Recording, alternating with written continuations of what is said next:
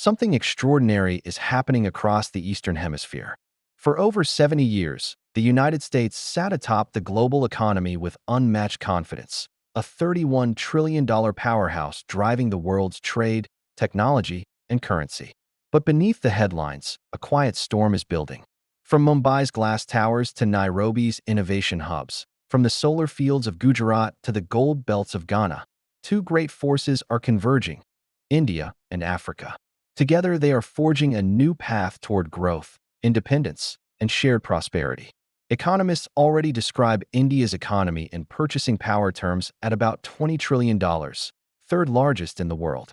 By 2030, many project it could reach $40 trillion PPP, driven by technology, youth, and a continent-wide alliance with Africa. This isn't about rivalry. It's about reshaping balance, a shift from a one-pole world to a network of partners bound by trade, innovation, and ambition. Welcome to Iazicho Africa, where we uncover how the South is rising and why the coming decade could belong to India and Africa. India's rise began in 1991 when it dismantled decades of economic isolation. Liberalization opened the gates to global trade, unleashed entrepreneurship, and sparked a technology boom. 3 decades later, India has moved from a low-income economy to a major industrial and service center. In 2025, nominal GDP is almost equal to $4.1 trillion. In PPP terms, is almost equal to $20 trillion. Average growth, 6 to 7% a year, among the fastest for any large nation. What's driving it? Demographics. Over 65% of Indians are under 35. Every month, nearly 1 million people enter the labor force, pushing domestic consumption and innovation. Technology. India exports more than $250 billion in IT services annually. Its digital payment system UPI processed over 100 billion transactions last year. Manufacturing and reform.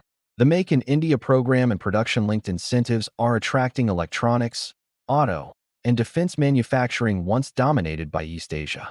Infrastructure. Highways, freight corridors, new airports, and renewable energy grids worth $1.4 trillion under the National Infrastructure Pipeline. But to keep expanding, India needs secure access to energy, minerals, and new markets, and that's where Africa enters the story. For much of the 20th century, Africa was described through the lens of dependency. That picture is rapidly changing. The African Continental Free Trade Area, AfCFTA, launched 2021, links 54 countries into a single market of 1.3 billion people with combined GDP is almost equal to $3.4 trillion. Between 2010 and 2025, Africa's middle class doubled. Smartphone penetration rose from 5% to 65%. Over 600 tech hubs emerged from Lagos to Kigali. Energy, agriculture, and mining remain the backbone, but a digital and manufacturing renaissance is underway. The continent's young population, median age 19, mirrors India's own demographic advantage. Africa now seeks partners, not patrons, investors who respect sovereignty and create local value.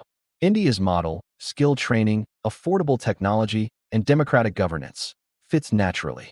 Diplomatic ties between India and Africa go back to the independence movements of the 1950s. Yet the real economic surge began after 2008, when India hosted the first India-Africa Forum Summit. By 2024, trade exceeded $100 billion, making India one of Africa's top 5 partners. Indian FDI surpassed $80 billion, spread across energy, telecom, pharma, and mining. Over 200 Indian companies operate in Africa, employing hundreds of thousands. Examples: Bharti Airtel serves 17 African countries. ONGC Vich invests in Sudan, Mozambique, and Nigeria. Tata Group builds vehicles in South Africa and Kenya. At the same time, African exports of oil, gas, gold, and cocoa help feed India's vast industrial demand. Education strengthens the bond. 30,000 African students study in India yearly under scholarships, creating lifelong bridges of talent and goodwill. This cooperation is mutual development. Africa gains skills and markets, India gains resources and allies. India imports about 85% of its crude. African supplies, Nigeria, Angola, Gabon, diversify risk away from the Middle East. Gas from Mozambique and Tanzania supports India's transition to cleaner fuels. African gold, cobalt, lithium, and manganese are vital for India's jewelry, batteries, and electric vehicle sectors.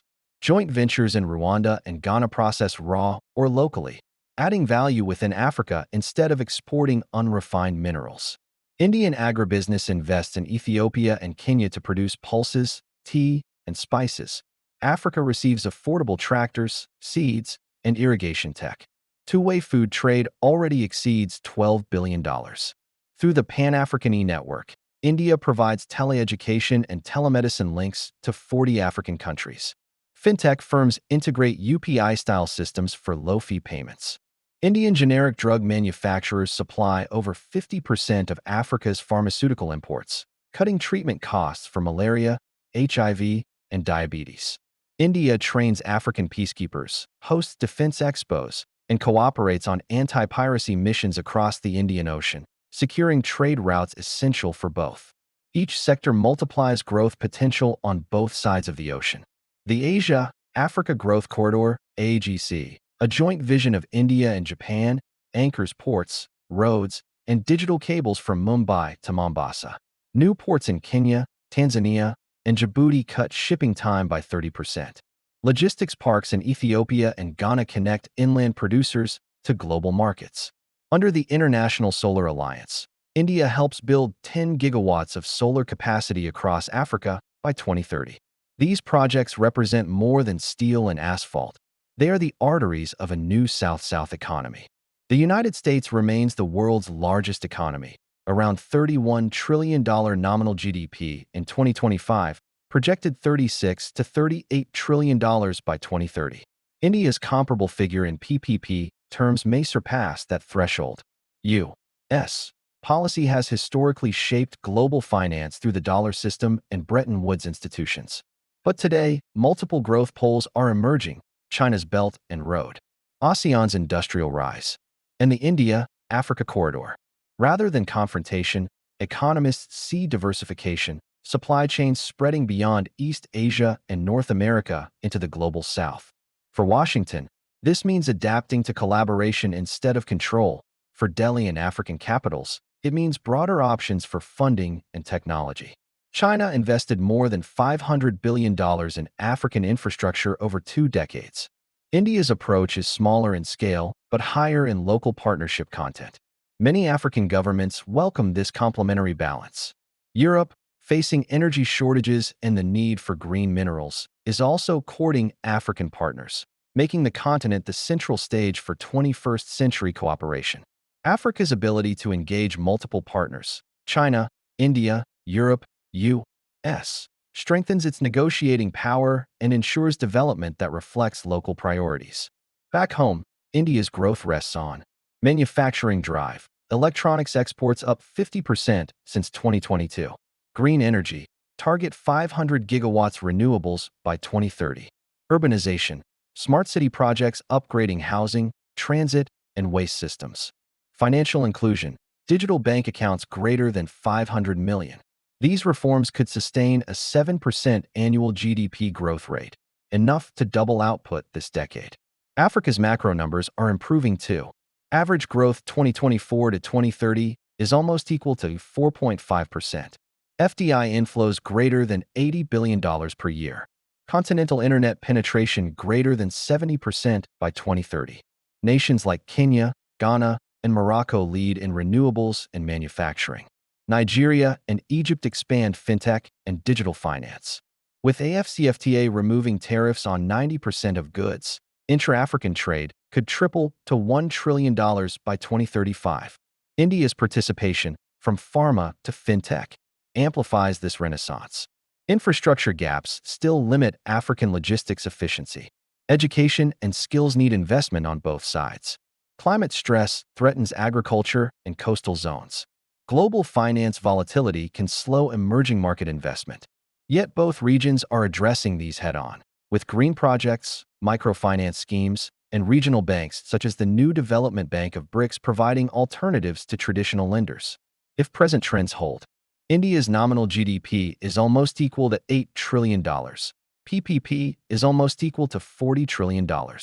Africa's aggregate GDP is almost equal to $5 to $6 trillion. PPP is almost equal to $12 trillion. Combined population is almost equal to 3 billion, nearly 40% of the world. That demographic and economic mass can reshape demand, energy use, and innovation for the entire planet. Joint initiatives in AI, space, and renewables are already appearing. ISRO has shared satellite data with Kenya and Nigeria. African scientists work with Indian labs on climate modeling and medicine. By the end of this decade, the map of economic influence will look very different. No single nation will dominate. Power will flow through networks of partnerships. India and Africa, linked by history, migration, and mutual respect, stand at the center of this transition. Their collaboration proves that growth does not require hegemony, only shared purpose and investment in people. India's $20 trillion economy is not an endpoint, but a signal, a South that creates its own future. And Africa's rise ensures that future is inclusive, green, and youth-driven. Together, they represent hope for a world where prosperity is balanced across hemispheres. The era of a single economic center is ending. From Delhi to Dakar, from Lagos to Lucknow, a new rhythm is playing. The sound of cooperation and possibility. And that's the story we tell every day, right here on Echo Africa, your voice for the rise of the global South.